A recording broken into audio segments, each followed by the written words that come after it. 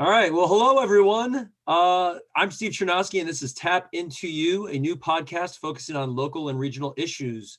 Find us at tapinto.net. In 2013, residents in Lambertville, Stockton, and West Amwell voted to combine into one single pre-K to 12 school district, South Hunterdon Regional. Since that time, the state of the district's elementary buildings has come to the forefront. The Stockton School closed its doors in 2018, and ownership of the building was recently transferred to the district borough. The spotlight is now on upgrading the elementary buildings in both Lambertville and West Amwell, which has caused debate ever since it was proposed a handful of years ago. It has resurfaced now that the district has a new superintendent. There has been community disagreement on where any new buildings should be, and possible divisions exist that mirror municipal boundaries. With me tonight are, please wave when I say your name, Doug and Jackie from Lambertville, and Jen and Mike from West Amwell. I did search for a Stockton Borough parent, but came up empty. And let me just state that everyone here, including myself, has children in the district. And I'd like to thank and welcome everyone for being here. So welcome, everybody. And I'd like to start with short bios. Mike, you can begin. Sure. So great to be here. Thanks for doing this, Steve. My name is Mike Spilly, resident of West Amwell. I have two kids in the township, ages 12 and 9. We've lived here about 8 years, so not as long as some other people there. I work as a software architect practitioner and run practice in the Americas for an IT company here in the United States. And a lot of people will know you from your work with against the Pennies pipeline. So, unfortunately, but yes. Yeah. Jackie, go ahead. I am a Lambertville resident since 2002. My husband and I live here with our two children. We have a 13-year-old that's in 8th grade at South, and we have a 10-year-old that's in 5th grade at LPS. All right, Doug. Hello, I've been in Lambertville. Live in Lambertville since 1989, originally from Bucks County, not too far away. I have two kids, one in 6th grade, one in 8th grade. So whatever is decided, whenever something's decided, really won't impact us at all. I'm a social worker, so certainly mental health and wellness are very important in my mind when thinking about this. I currently work in Somerville at the high school there, doing substance use and mental health counseling. Thank you. And Jen? Hi, I have lived in West Amwell since 2008. I have 3 kids. I'm currently in 5th grade, 3rd grade, and 1st grade. So I'm kind of on the cusp of, depending on timing. We moved here in 2008. I've lived in West Amwell during that time. I'm active with the PTO and things like that at West Amwell School. And thank you. It should be said also, in addition to my work with TAPinto, I've been a public school teacher in New Jersey for over 20 years, and I've lived in Lambertville next month, a full decade next month. And I have 2 kids in 3rd and 1st grade at LPS. So we're here really, I guess, it's been nicknamed so far by a couple people emailed calling it "turn down the temperature."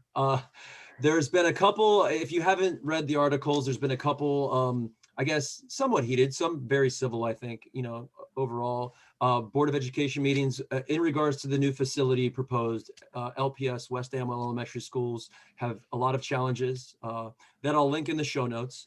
But I guess my question to any of you to take first was, what was your impression of the superintendent's presentation and discussion that followed in January, like the first one? And then a follow-up, what was your impression of the second one that happened on February 1st? Who would like to begin? I guess I can start. Go ahead, yes. So I'm the geeky one, sort of in this group. So I think my opinion is a little different from other people. To me, there was a lot of information that was presented, but there was a lot of gaps in it.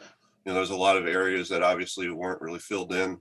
And what struck me the most was that we were given 2 very different options that didn't look like complete on either side. And I felt the way the board was positioning this was they wanted a decision in a few months. And it seemed like, wow, this is moving really fast and they're not giving us a lot of choices here. So I was kind of skeptical and felt they needed to do a lot more due diligence before putting it before the public. And Mike, you did do I saw like a couple slides yourself, just in looking at it more, just like your work, like we know you, the data work that you do. So yeah. So just, basic mapping things, one of the things that struck me was that, they said they're going to basically move the football field and the softball field at Ely over to the LPS site. The issue was they actually physically don't fit. So just doing basic mapping like that, I was like, okay, it was presented as an option, but it's really not. So again, if they'd done a little more due diligence on sort of the facts of the different sites, I think that would have helped diffuse the situation quite a bit, at least from my point of view. I mean, I was happy that years ago when we saw the 1 through 9 options, I don't know if you remember that. Mm-hmm.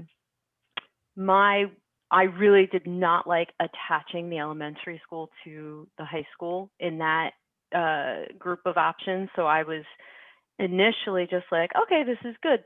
They remain freestanding schools, so that's a move in the right direction.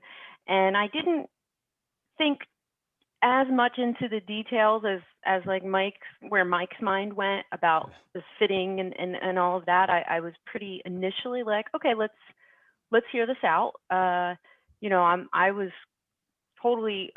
still totally fine with wherever a school may be. If it's a combined school, I immediately just thought, I can't imagine our taxpayers ever voting to support 2 schools. Like it just doesn't, feel right. So I was happy to see a combined school that was not attached to the high school. That was my immediate like, okay, let's hear about this.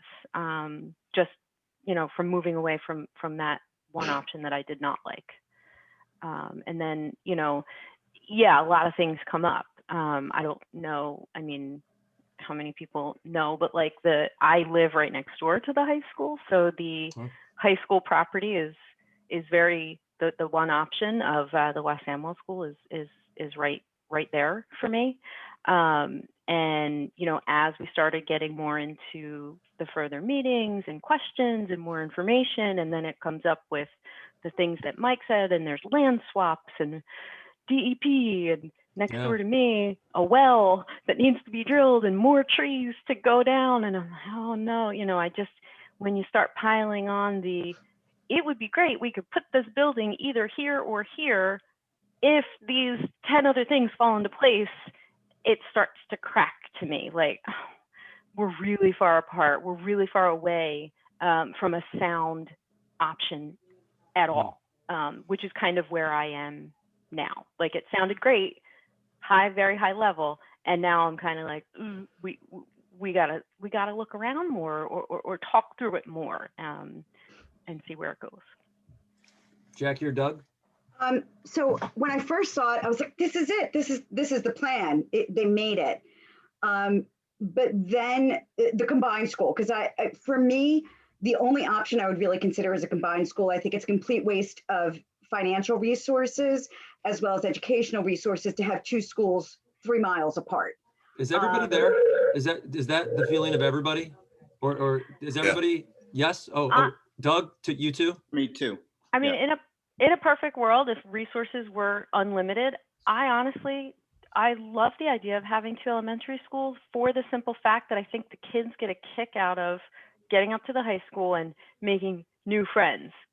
Even though the kids know each other through sports and all that, I still think there is an element of getting to mix it up and change, the friends groups look a little different. And I do, I get it. Dollars and cents wise, distance wise, it does not make sense to have 2 schools.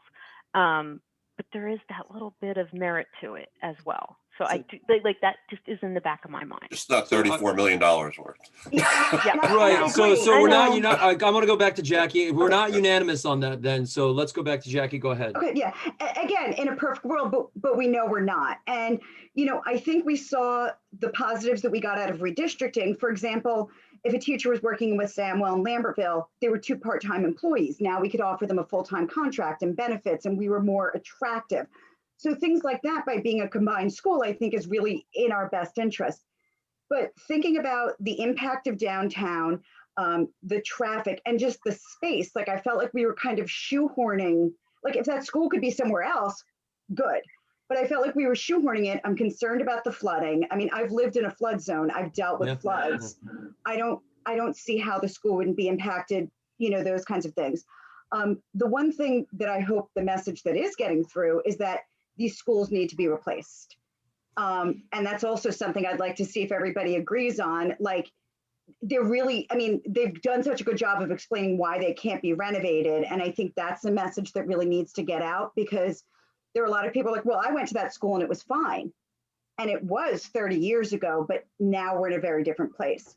The one other thing I want to say is my other concern with the plan was the impact to South. We have a board that have many of them have elementary school kids, so I don't know if they know South that well. And also our superintendent, and I'm not saying this to be negative about anybody, has only been part of our school during COVID times. So he's never seen our multi-purpose room at LPS full. He's never attended a PTA event at West Amwell. He's never been to the lunchroom at South to see how it's already full. So if we were to bring, for example, 6th grade up, which was part of that plan, there's an impact to South more than just 4 classrooms is going to need. So that was also my concern, that I think South needs to be included a little bit more in this, because we're going to have this state-of-the-art, beautiful elementary school, and then they're going to go to South, and there's a lot that's lacking in South. So, this is the ask. So if you're going to ask for 24 million, ask for 27 and fill in some of the gaps at South is kind of my other part of things. So I think we're getting into question 2 a little bit, which is kind of in an idea. I think Jackie has done a good job, Jen and Mike, hitting on what would you like to see happen with the schools? Like, as a parent, well, I just wanted, Steve, go ahead, Doug. Before you go, I just wanted to, my first thing I want to say is it's so nice to have a civil discussion. Turning down the temperature. Oh my gosh, it's so, I don't even go on. I hardly go on Facebook anymore. I post articles, stories, but that's all. And it's so nice to have a civil discussion, like the adults we are. So I'm really grateful for that. So I just want to say that I was happy with his, with building in Lambertville. That's something that's very important to me. I was concerned that there were only 2 options, and was a little concerned how West Amwell residents would feel about it. Jen, I want to just respond to what you were saying about the idea of 2 schools. For me, what's most important, less the money, more about the academic options that occur in one school. And I feel pretty strongly about that. I think that when you combine all those kids, they're going to be getting far more options in their educational experience. And that to me it's very, very important. Yeah, that's true too, because I'm even just running through now, like some of our after school programs that they're offering. I don't know if it's because they're virtual now or what have you, but little like after school things where you only get like 3 or 4 kids in a combined school. Maybe you would get that more of a critical mass and get a couple of clubs and things like that going because you have enough kids to make clubs, it work. but also higher level classes or more options, more broader range of classes. But yeah, clubs are really great. More options for parent pickup. Like they have floor hockey club at LPS, and I can't make it because neither my wife or I or anybody we knew could pick the kid up in time. We couldn't get there in time. They have floor hockey. But yes. Oh, we have a PE teacher who loves hockey. I know one of your sons plays, Jen. Yeah. But that's like, for me, the enrichment program at Lambertville has always been like, you have to be an all-around good student to get into the enrichment program. So we have some students that, for example, are going to be amazing math students, and their English grades are never going to be above a C. If we had combined resources, maybe we could have a math enrichment program for those students that aren't 100% A students. And then in English, I just think the options that we could open up by combining the resources are going to benefit the students. And to me, the educational value is more important than the location. A lot of people feel differently. That's my opinion. And maybe even enrichment for every student. That's something I really... art and Spanish or whatever other options. Right. We have one option, and that's it. Yeah. So, in an ideal world, what would you like to see happen here? What would be I guess I can't say forget about the cost, right? That has to be, I guess, part of the conversation. And Mike, I think you mentioned that, look, I mean, I have all parents on. If we're not at each other's throats by the end of this and we don't get lambasted on Facebook afterwards, maybe I could have another one with non-parents. And Mike, you said, look, a lot of seniors are gonna, this is gonna hurt. It is going to hurt for quite a few people, and they're going to want to see that it's done in a fair and equitable manner. And I don't mean that in terms of location. I mean in terms of what it's going to do for the kids and for the overall community. You know, a school is not just about the kids. It's about attracting people to the school district, to the towns, increasing our tax base. You know, those are all things that we want. So, you know, one of the other issues, and people brought it up, is by shoehorning into that small space at Ely Field, there was no room for growth at all. So if we did have a spike in the population, there wasn't any accommodation, and 10 or 15 years from now we could be in the same spot we're in today, and I don't think anyone wants that. So, you know, something that would be cost effective but most beneficial for the kids, I think is definitely the way to go. But, you know, they have to look at it more broadly than they are today. You know, when people brought up in the meetings the ESC school site, you know, the superintendent seemed to downplay that, but he didn't actually give very much information.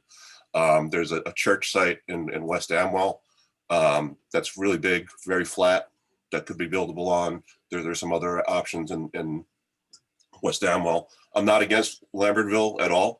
If we can find a site in Lambertville, it would make no difference to me because we bus and drive the kids anyway. I don't think personally the location matters that much. The challenge is frankly going to be, you know, the town is 1.25 square miles. So that's the challenge. Yeah. I just want to respond to Mike. Is that okay, Steve? Yeah. So you know, one of the things that came up during the school board meeting, Mike, when you talked about the concern about the taxes, I think what you were saying for the seniors is the debt is coming due very soon. And what the super is indicating is that with that debt coming or being paid off, I guess is probably the way to put it, is it's, you know, taking out bonds to build a school won't be as painful as it might have been if these debts hadn't been coming due or coming, whatever, getting settled. Mm-hmm. There was that. And then the other thing, so I've been working in education for years, and what I keep hearing is the projections around population growth in many, many districts, and the long-term projections are declining. Millennials can't afford anything. That's the narrative that I've seen. Yeah. I hear that on the declining projections, but if you can cheaply or for no cost buy some guarantees in terms of bigger land, why wouldn't you do that?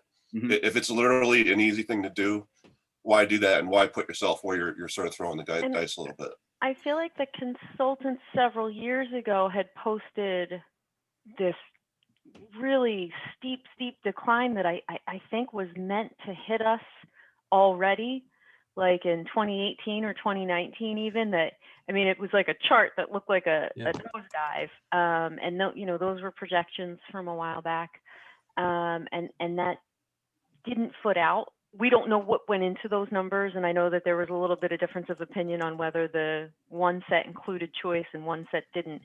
But it is hard to go off of number projections. I think the other thing to consider with the taxpayer situation is that there is this 2 or 3 or several tax periods where it's going to be both, actually. Yeah. Right? I think both 2 or 4 years, somewhere like that. Yeah. So, I mean, it is going to be very tough for a lot of families, and I know this is probably getting more into, I think maybe even a bit of a later question, but in my mind, I feel like the important message is to just think about do nothing now, and where we would be in 10 years in, you know, a child or a family coming into our school district that physically can't use our buildings. Does that open us up to a lawsuit? Does that kill our district? If our district is sued and can't financially survive, do we end up losing local schools at all and end up absorbed into, you know, Hunterdon Central School District? And think about that. That may happen when all our kids are long gone, but who's going to want to come in and move here and live here if you don't have a local school? So I think that that's the only message, right, that would really, I think, be able to do anything on the tax question. I don't know. So, Well, but also my ahead, concern there is the do nothing option. Something, we've already put a lot of money into these buildings because of their age. So my fear is all of a sudden, it's not going to be a $100,000 fix. It's going to be like the HVAC is going to go, and we're going to have no choice but to put $10 million into one of those buildings. And that's it. Then we're going to not be able to build a new school because we had to put HVAC into a crumbling building. So we'll put a lot of these financials. Oh, sorry. We'll put a lot of these financials into the notes, the show notes. So we're talking about a lot of numbers. I mean, they're there. They've already been out, but I'll try to consolidate them into one area so that the readers and viewers can access it. So I'm sorry, Jackie, you were still speaking. No.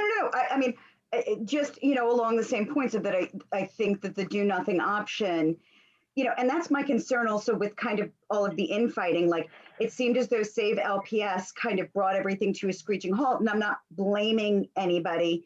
They have their right to feel what they want. But we went through this, 4 years ago? Yes. I don't even remember. Yeah. Like, we could have already been in new schools at this point. Yeah. So we've spent all of this money because we can't come to an agreement. And we're going to hit a point where we're going to have to spend major money. Like, I mean, as it is, I know Sarah didn't have heat in her classroom the other day, and that's not uncommon. We're getting close to those points. I agree. And I think if anything, when the board is presenting these options to people, they need to emphasize the issues more than they have. They've sort of said it as, oh, it's not great. It's, there's issues that are coming up and we're going to spend more and more. I think Jackie is hitting it much more right now on the head. Is, if the high school and the elementary school I went to, I was very fortunate that they were pretty advanced for the time. And it made a huge difference for me. I love West Amwell School, but I always get a little sad when I go there because I look around and I'm like, this is really outdated for my kids. And, my son is now in middle school, so he's not there, but my daughter's going to be there for a few more years. And it is a little sad to see. It's sad to see the teachers struggling, that they don't have adequate resources. Doing some sort of combined school is part of what regionalization was about. It was combining our resources, getting something better. So I think the board emphasizing the issues and not downplaying them would benefit the community. And let's be creative with options. I heard one person privately throwing out an option of, this is shortchanging the high school to a degree, which I think Jackie also said. Think of more radical plans, like maybe have K-8 take over the high school, middle school, and move high school to a new building, a new combined building. That could be another option where maybe you're getting more for everybody involved, because it feels a little strange to me. I don't mean to be self-serving, but my kids are going to be going into the high school area soon. And in a future world, it would be a downgrade. You're in this fancy new building in elementary school, and then you get to the middle school and high school and you're like, oh, it's rundown facilities to a degree. Everyone's crowded in here. We don't have all the tech that we want.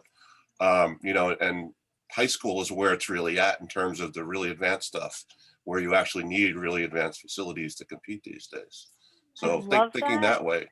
That idea sounds good as an idea, but then when you think about the cost involved in building what would be required from scratch for a newer high school building, like, I can't even imagine, because gym, locker rooms, labs, I know that South is not ideal, but the bones are there, you know what I'm saying?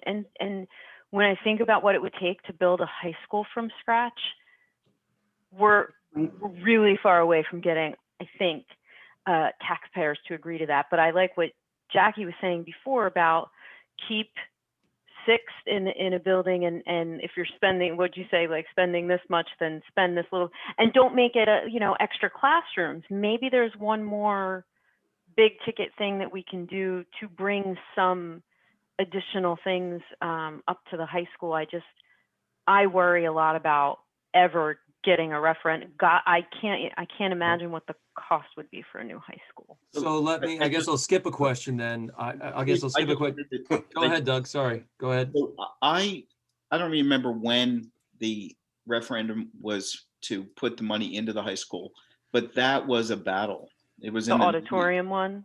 What's For that? the auditorium, the one for the Yeah, auditorium? yeah. It was for the science labs. It failed at first, and then there was a big push. We were going door to door trying to get it, and it finally got approved. But it was a lot of work.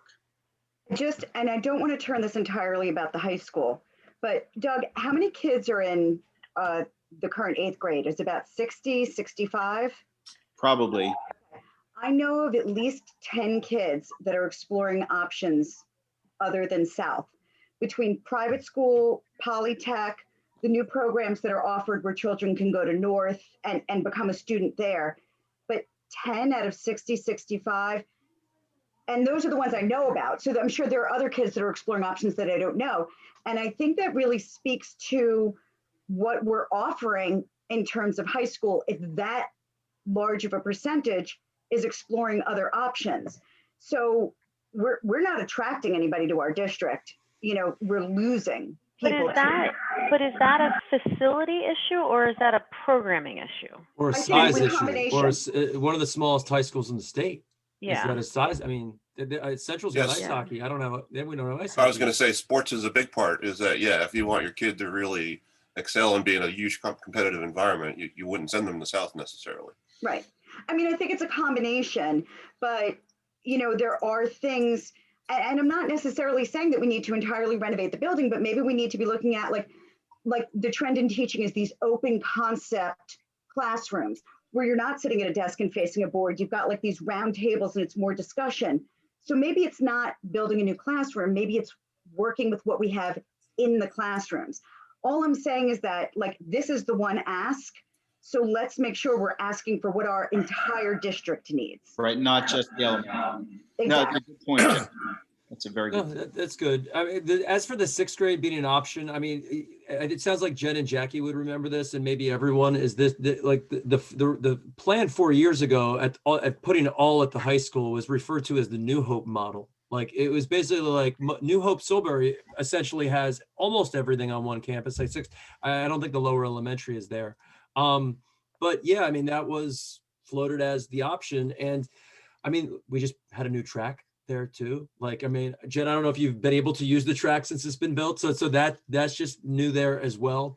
I do want to move on to, I guess I heard, Jen, I think said, what would it take for referendum to even pass in this environment? I mean, here we are in a pandemic. It was probably already going to be an uphill battle, even with a flawless.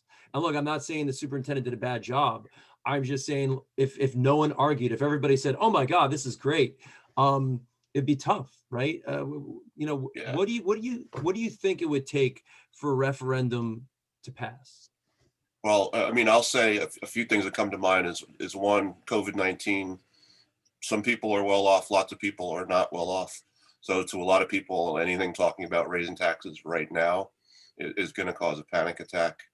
In Lambertville, I won't say either way about the mayor, but there's a lot of controversy around proposals there of spending money. So I think in this environment, a lot of asks are coming into residents all at once. And, I don't think the school would necessarily pass. I would want it to. I would do everything I could to help it. But this feels like it's a poor environment to go after it. The only positive I see is the interest rate environment. It's true that, with everything they're doing in stimulus, rates are near zero. So it's the best borrowing we're ever going to do. But that's about it at this point. I think it's going to be an uphill battle for them to get the right amount of information and the right due diligence and rush it all in by November and convincing everybody. My point of view is that's a huge stretch. Especially when you look at the historical, the history of referendums getting rejected. Yeah. I think everybody needs to realize that there's no one perfect plan, and they need to, as a district, we need to buy into. I mean, it's like when you went and bought your house or you rented an apartment. This is the list of things you wanted. This is what you ended up getting. Maybe you didn't get the fireplace or the 3rd bedroom, and it's the same thing with the school. You might get the school with everything you wanted, but not in the location you wanted, or maybe you're going to get in the location you want, but you're not going to get some of the services. So I think everybody needs to realize that this is a compromise, but I think we also need to get out in the community because we all think this is so important. there are so many members of our community that could care less what happens in the school. Oh, We need to make them realize the impact it's going to have. That's right. Like, you know, really, I think we need to mobilize, be like, look, this is why we need to do it. This is why it makes sense financially, and get other people to buy in. And that's kind of why I want the high school element in it as well, because the more parents or families that are going to get something out of this, the more likely they're going to vote yes. And I would love to see more input from the community. I feel like the board is to a degree coming up with these really big plans and presenting them almost as a fait accompli to the community. If they would solicit to the community and say, what are you really looking for in your elementary programs and your high school programs? You know, here's the issues that we see. Where do you want to go? I think there might be more success. You know, we've talked about the last plan for the high school, kind of just went over like a lead balloon.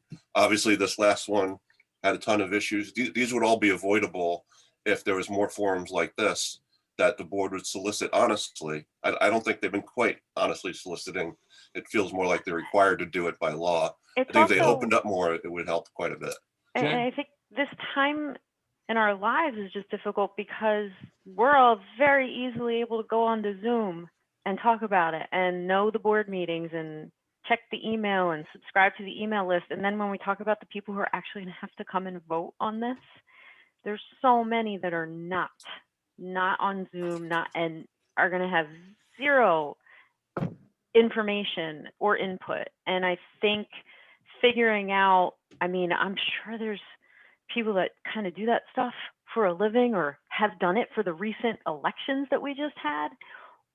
Where are the people who hold votes, and what's the best way to reach them? Jen, what we did for the referendum in the 90s was we went door to door, but we also had little gatherings in our homes. Yeah. And inviting people, inviting our neighbors. It's all about that, inviting your neighbors into your house and laying out, you know. Yeah. So I'd say that I think the very first step in all of this is to get to that, like Jackie was saying, that the thing that people are going to win some and lose some, but everybody gets a little something, and we're all like, okay, this is it. This is what we can do.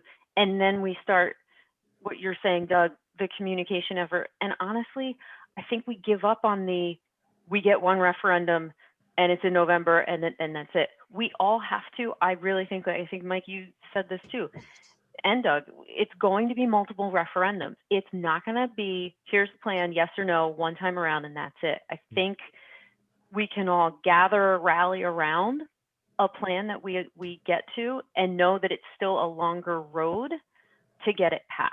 And it doesn't have to be right now, but build.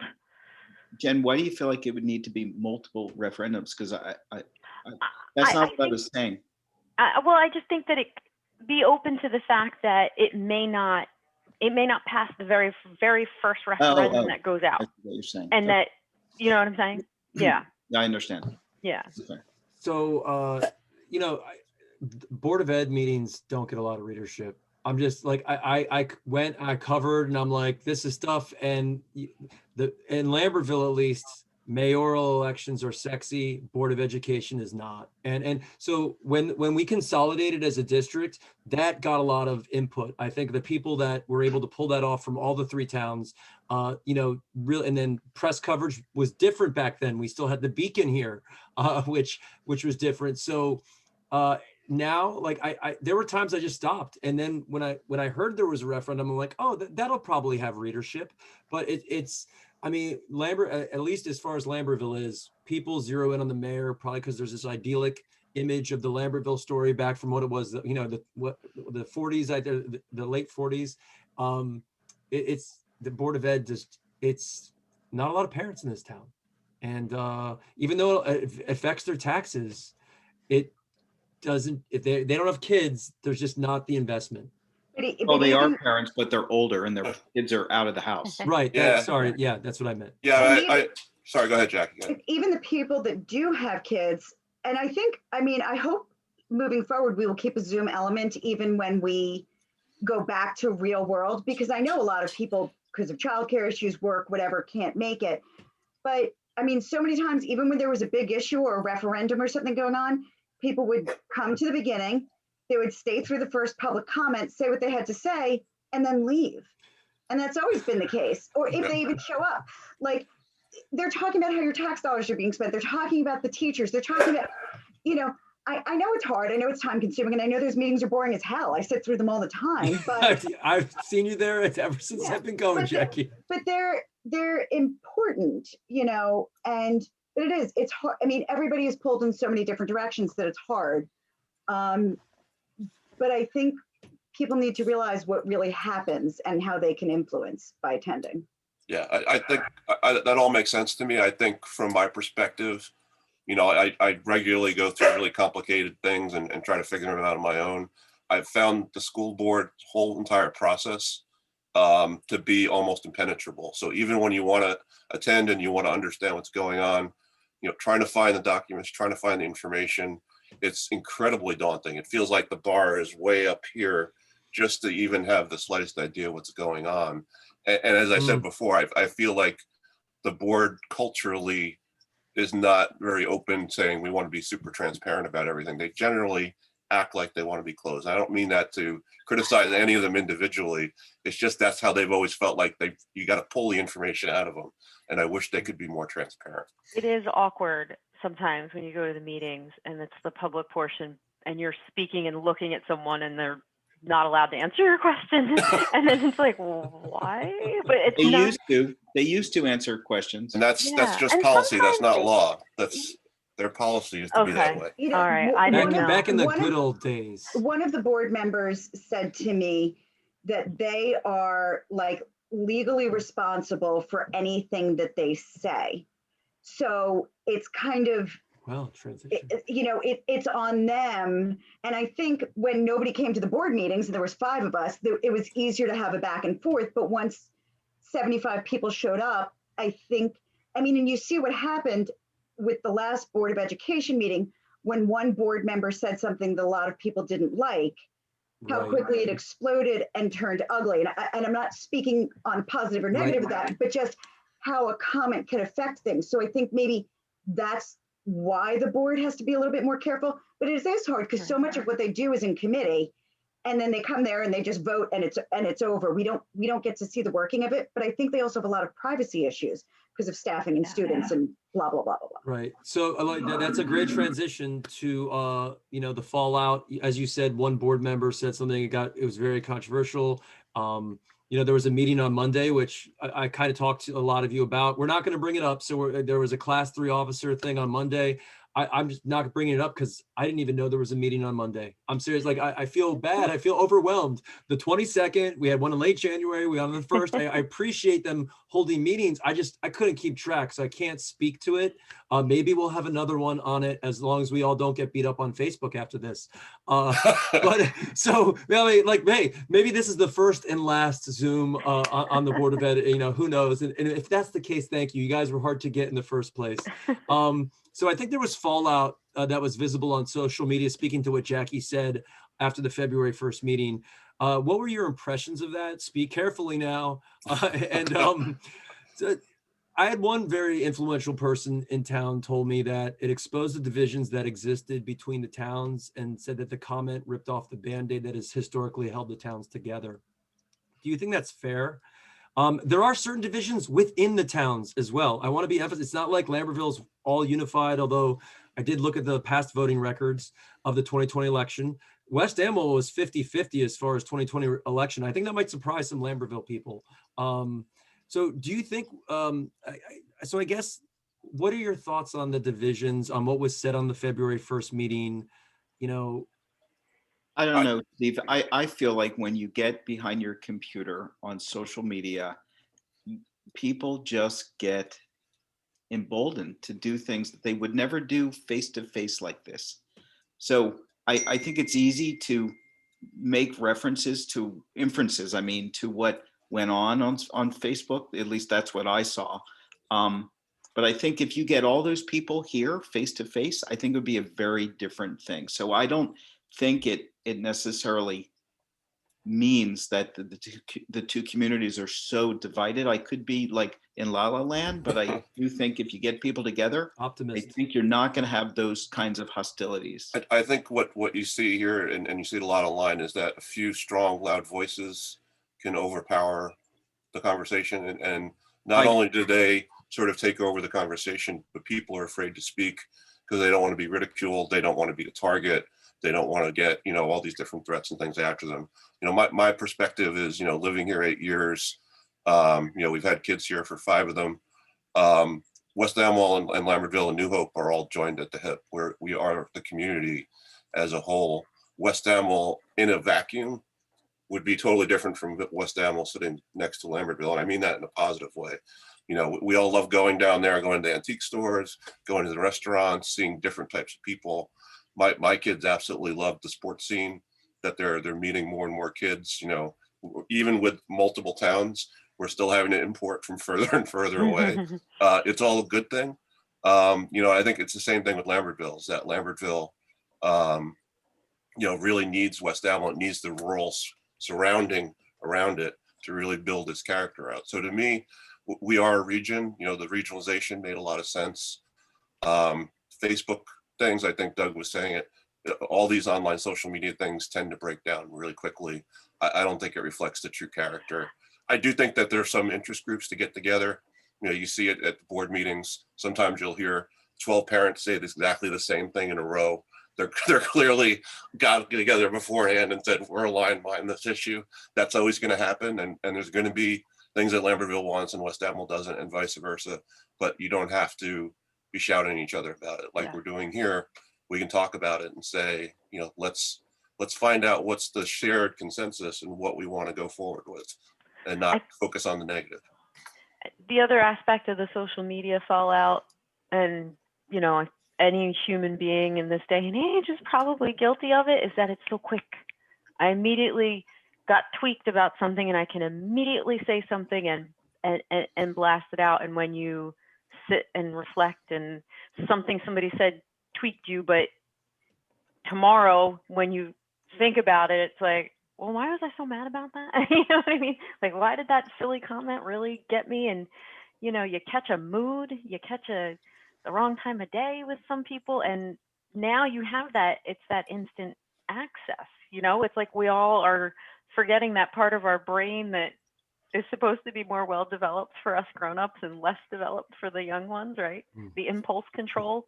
Prefrontal cortex. Yeah. It's shrunk because we have instant access to immediately unleash that, that moment of anger. So I appreciate having this opportunity to talk through it and just take the breath and think about things. Jeanette Hoffman. Go ahead, Jackie. Sorry, I have to disagree slightly. I think large part of the communities get along very well, but I don't want to deny that there's bigotry or that there's xenophobia or homophobia or any of those things within our community. Unfortunately, we know that they do exist. And I see all of these hate have no home here signs, and I think they're true, but often it's like, it has no home here until you really disagree with me. I mean, the mayoral election, we've been through some contentious Board of Education, and it is really amazing how quickly people turn on each other when issues come at hand. So I don't want to minimize that. I think there is some disconnect. I don't necessarily, if I want to say between the towns, but between groups of people. I mean, look, within towns, to be honest, we know that there are people that have made mention of the fact that we have a large ESL population, and I don't want to call out just those people. It is a fact. I mean, it is a consideration that, it influences the school, and I'm not saying positively or negatively. So it's okay to reference it, but when it comes out in this very negative way, but I agree, we could have had 100 comments on the discussion about, well, I think the building's in a flood, it could be all this good discussion, and then one bad comment, and that's all anybody's going to talk about. So we know we're not living in a perfect world. We know there are divides, but I don't think it's the entire community, but we have to be aware that it exists. Well, it's without a doubt. And I've seen it like when we're talking about combining police. West Amwell just absolutely stood together like 110% and said, Lambertville policing is not West Amwell policing. So Yeah. one example of, we're radically apart. Yeah. And we're not going to get into it, but the SRO discussion from the other night. The resource officer. Yeah, the resource officer. I think every single Lambertville person that spoke one way, and every single West Amwell person was of the opposite opinion. So Yeah. again, it could be like what you said, people lined up to get on the call. Well, I think it's also different experiences. Yeah, and but that's what I'm saying. We have to realize that those exist between the communities. Jen, go ahead. I was just going to say, like, even just families in some areas that have maybe, family members who serve or who are police officers and experience that way is different, and it's totally fine. And we do have to find a way to, I know it sounds corny, but we're all different and we have those different experiences, but we have to figure out how to, if not get along, at least move forward in a way that is respectful of all of our different opinions and figure it out, We have to work together. Yeah. Even with our differences. So there was a tweet. You can work through Mike. it too. Yeah, you can work through it too. Think of just a regular family. There's going to be the crazy uncle who does the crazy things. There's going to be the grandpa who thinks it's 1940s. There's going to be people that disagree, yet they get together every Thanksgiving or what have you, and they're able to still function as a family. We just need to figure out how to function as a regional school district. And that's why I keep going back to openness and transparency. The more open you are, the more problems surface early rather than let them bubble in the background. That's when you're going to have issues, is when people don't want to talk about it and they get frustrated. And I think those board meetings where you see a ton of people show up, it's the community combined frustration that they don't know what's going on. And now there's big issues hitting that people panic, and then, they start freaking out about it. No, so back to the social media stuff. Look, I mean, I think I don't know if Jackie and Doug, we've been pretty divided in Lambertville, in my opinion, ever since the mayoral election back in 2018, and I still think it's that environment has been carrying over. That's just my opinion. One of the people I follow on Twitter said, whenever I get tired of being complete jerks to total strangers on Twitter, I go to my town's Facebook page and watch people be complete jerks to their friends and neighbors. So it's just, we will look back and say, was this a good invention and whatnot? Who knows? But yeah, I mean, there are divisions, but we need to be able to come together. Like, I know, like a lot of for the LPS people, it's been brought up. Jackie briefly mentioned the Save LPS group, and the walkability thing. And Jen had mentioned a division. With people being in professions and having a totally different point of view. Like, I think of why I moved here. Like, I moved here about 10 years ago, and my wife was working in Burlington County and I was working all the way in West Essex County. So we're commuting in opposite ways. We needed somewhere in between. There are 3 places: Princeton, couldn't afford, Heightstown, didn't want to deal with the turnpike, and then it was Lambertville by default. And it wasn't any other communities. I will say having a walkable town was in my top 3. It was. Now I'm not saying that puts me on one side or another, but I'm trying to see it and I don't walk my children. I live on one of the hills. I'm not walking my kids to school pretty much because my wife and I are gone before the school's even open. But so I'm not walking my kids to school, but walkability was in the top 3 of why I am where I am. And I think, I know it's like, I don't know. What do you guys think about that? So I just want to jump in. So as a social worker, I always think about protective factors and risk factors for communities. And for me, we walked always. And it was quite a walk because we lived on the other side of town. And I felt the time walking with other parents, having the kids walk together, waiting in the start of the day for kids to go in while they were all interacting. And then after school, waiting for the kids to come out, going and staying on the playground while the kids played, interacted with other parents, wove a fabric that was so rich and so rewarding and so beneficial that for me, it's a phenomenally important protective factor for this community. And I mean, it's interesting for me because when I moved here, I actually didn't really know anybody. And it turns out I made friends with a mom's group in New Hope. So when I came to LPS, I knew very few families. And so the walkability was huge to me because I met instantly so many people and so many families, and I became so involved in the school, and I was on the executive board of the PTA for 6 years and all of those kinds of things. I love that we have that, but it can't be the only factor for me in the decision of what's right for the school. It can't be the kill switch. And the one thing I have to say that I think is interesting is, now that we have some kids virtual and some kids in school, when I go to pick up Sarah in the afternoon, there's like this whole little group of kids that has come from their homes of their virtual learning, and they're meeting their other friends and they're going off to the playground. So I don't think it's going to change if the school's not in Lambertville, but I don't think we need to lose that. And who knows, maybe there's something we can do with this building. It's got a gym, maybe it could be a community center. I mean, I don't know, again, pie in the sky, but the playground is the city. It's not even the school. That's going to stay there. Kids are still going to congregate there.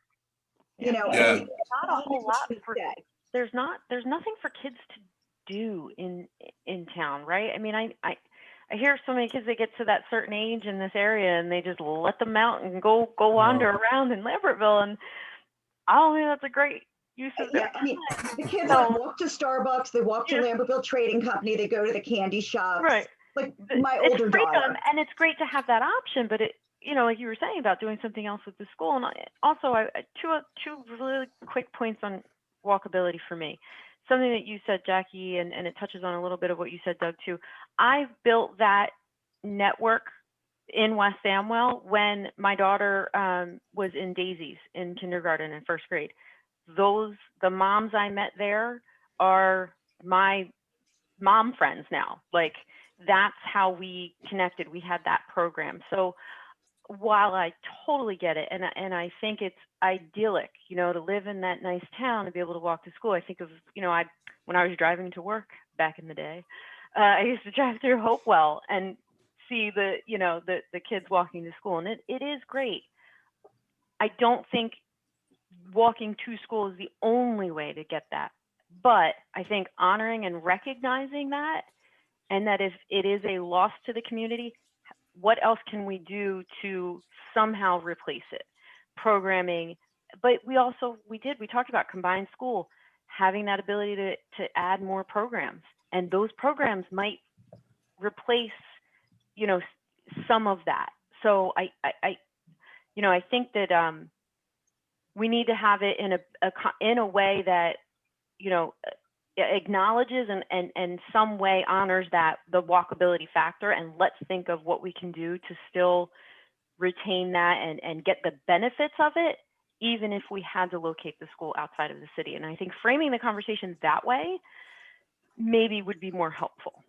That's the answer to me, really. And my answer to these things is usually sports, is that, we've built up our social network entirely through kids' sports. The Ramblers, baseball, basketball, we've done everything but hockey and soccer just because my kids are terrible at both. But really, we've met so many people, and there's been so many socialization opportunities at the practices, going away for travel games or even local games.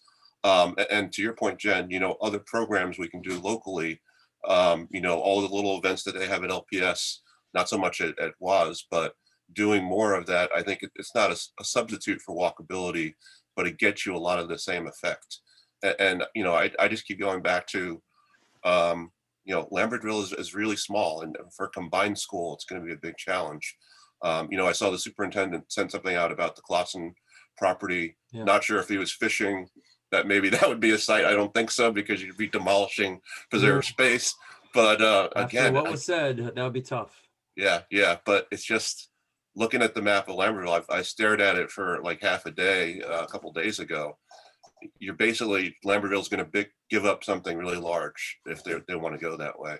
And I want Lambertville people also look at it from a financial perspective for them, because, the last proposal went through is basically Lambertville is going to sacrifice hundreds of thousands of dollars to direct taxpayer money, which seems grossly unfair to me that Lambertville would have to do that.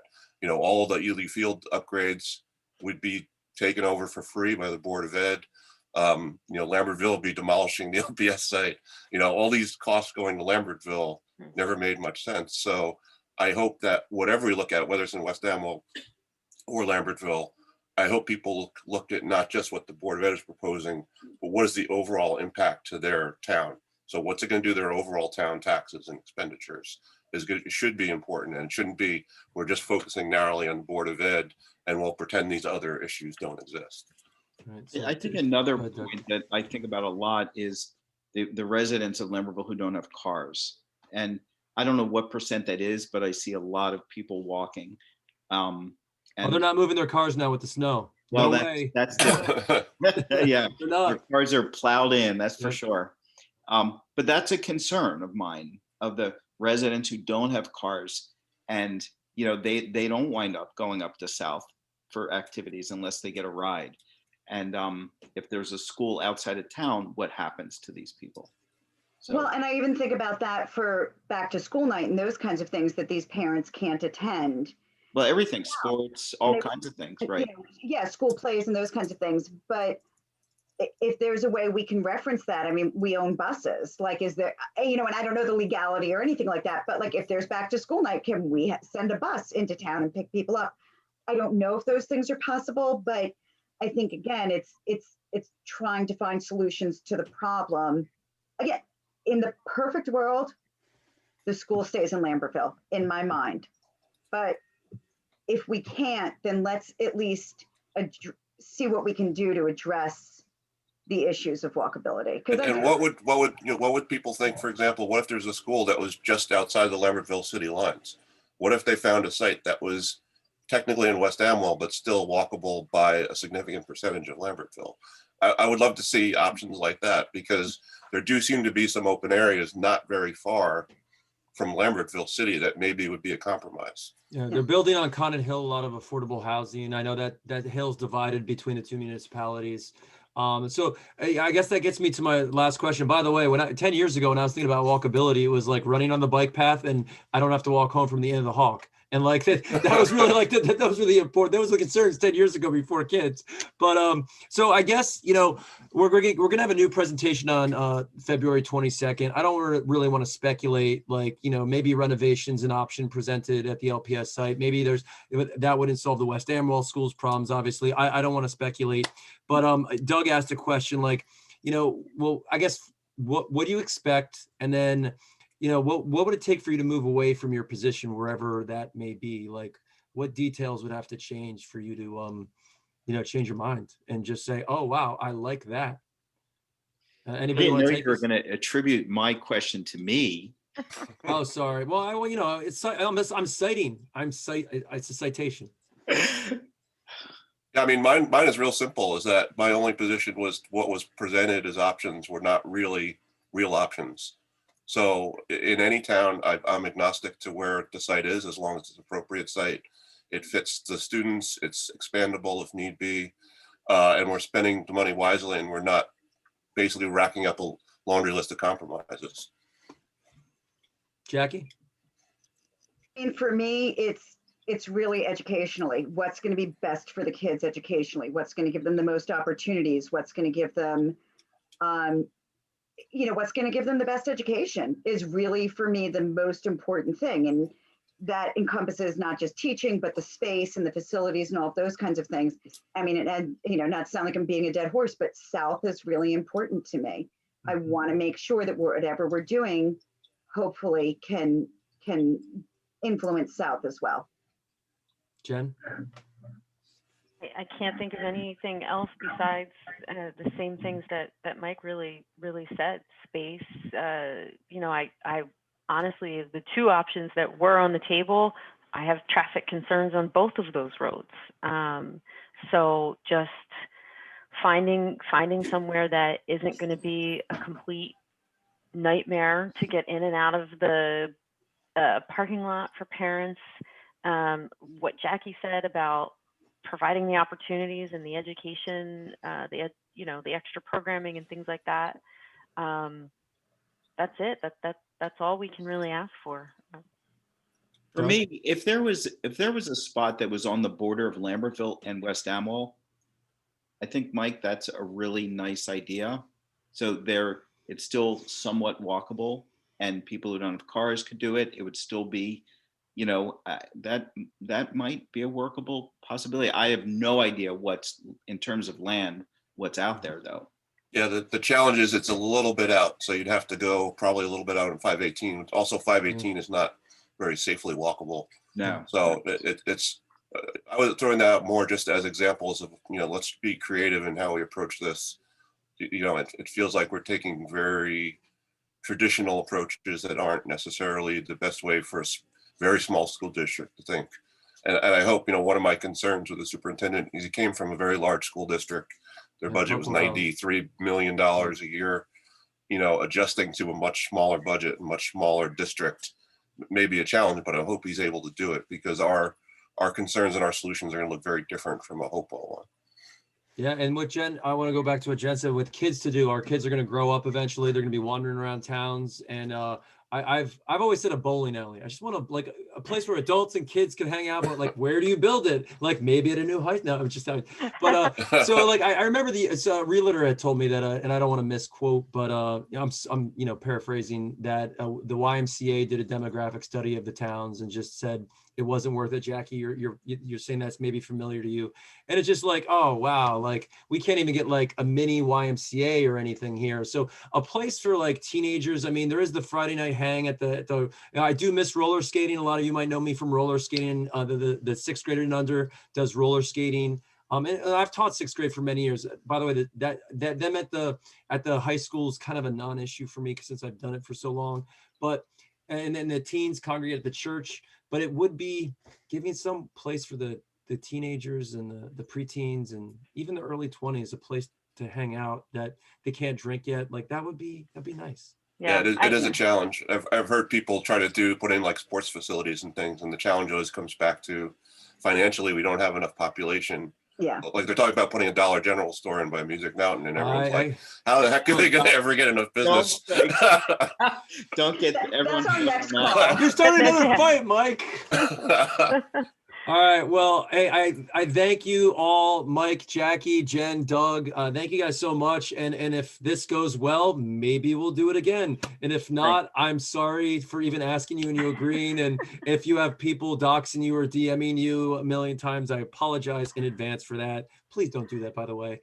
So I'm Steve Chernosky, and this has been Tap Into You, a new podcast focusing on local and regional issues. Find us at tapinto.net. We have a Flemington Raritan page. We also have South County, brand new, which would include us here in Lambertville, West Amwell, and don't forget about Stockton. So thank you, everybody. Thank you. Thanks, Steve. Thanks for